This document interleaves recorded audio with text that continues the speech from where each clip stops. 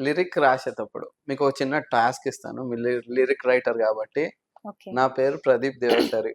Okay. దాన్ని ఏదైనా పాటల్లో ఇన్వాల్వ్ చేసి మీరు పాడగలుగుతారా? ఓహ్! అలా అంటారా? ఆ!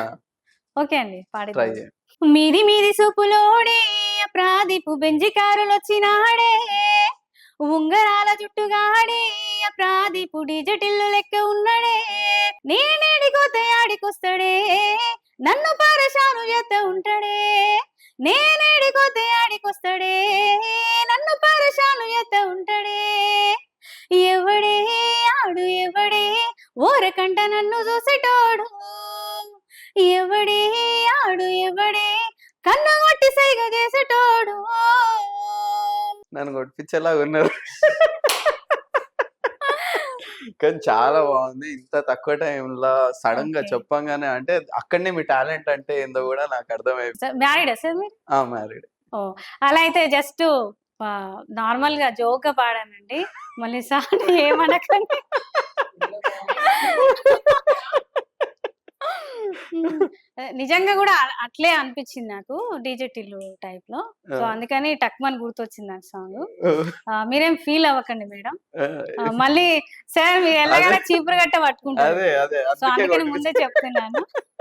ఓకే. ఇప్పుడు మన సాంగ్ గాని, లిరిక్ గాని, సాంగ్‌ని మ్యూజిక్‌తోని వింటే ఒకలాగుంటది.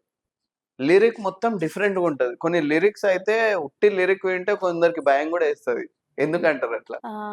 అంటే ఇగ అది మ్యూజిక్ చేస్తే అది వేరే వస్తది గదా! మనకి. ఇప్పుడు మనం నార్మల్‌గా పాడేటప్పుడు ఒకలాగా, మ్యూజిక్ చేసిన తర్వాత ఒకలాగా డిఫరెంట్ అనిపిస్తూ ఉంటది. హ్మ్. అట్లా. అంటే లిరిక్ కరెక్ట్‌గానే రాస్తారా? లేకపోతే కొన్ని మసాలా కోసం కొంచెము దాన్ని హైప్ ఇయ్యడానికి లిరిక్‌ని ఎట్లా రాస్తారు కొందరు? లిరిక్ కరెక్టే ఉంటాయి. కాకపోతే అక్కడ మ్యూజిక్ దగ్గరికెళ్ళేసరికి మనకి కొంచెం చేంజ్ జేయడం. కొన్ని సెట్ అయితాయి. సెట్ హ్మ్. అయినప్పుడు మనం చేసుకున్న ట్యూనింగే ఉంటది. లేదు ఇలా సెట్ అవ్వట్లేదు మ్యూజిక్ దగ్గర అంటే కొంచెం మనం చేంజ్ జేసుకోవాల్సొస్తది ట్యూనింగ్. హ్మ్. మళ్ళీ దానికి తగ్గట్టు మనం చేయాల్సొస్తది. ఇప్పటి వరకు ఒక్క సాంగ్, 2 సాంగ్ పాడి ఫుల్లు పొగడుతోంటున్నోళ్ళని చూసిండ్రా? నవ్వుతారంటే అయ్ చూసి. హ్మ్. అప్పుడు మీకేమనిపిస్తది వాళ్ళని జూసి? ఒక్క సాంగ్ నేను 70 సాంగ్‌లు పాడినా నాకు ఆ పొగరు లేదు అని ఫీల్ అయితారా? అంటే నేను అనుకున్నా. అంటే నేను 70 సాంగులు నా గురించి నేనేం అలా అనుకోలేదు. అంటే వడపాలు కొట్టుకోవద్దు. నేనలా అనుకున్న వాళ్ళున్నారు. అవునా?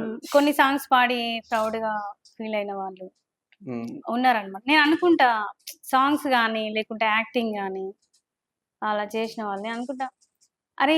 ఈ 2, 3 సాంగ్స్‌కే ఇంతా అంటే మళ్ళీ తర్వాత వాళ్ళకి ఒక క్వెషన్ మార్క్ అనేది ఉంటది. పలానా వాళ్ళా? అబ్బా! అప్పుడే ఇట్లా అన్నారు, అట్లా అన్నారు.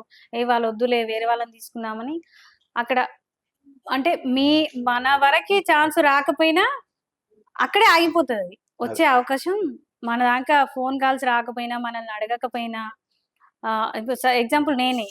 నేను అంత ప్రౌడ్‌గా నేనున్నాననుకో, నేనింత అయితేనే చేస్తా, ఇంత అయితేనే వాడతా అండి.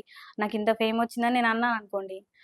అది నా వరకు కాల్స్ గానీ, అడగడం గానీ రాకముందే అక్కడే స్టాప్ అయిపోతది. మళ్ళీ వాళ్ళేం చేస్తారు, వేరే వాళ్ళని వెతుక్కుంటారు. సో, నాకు తెలిసయితే అట్లా గూడా ఉంటది అని అదే. నేననుకుంటా.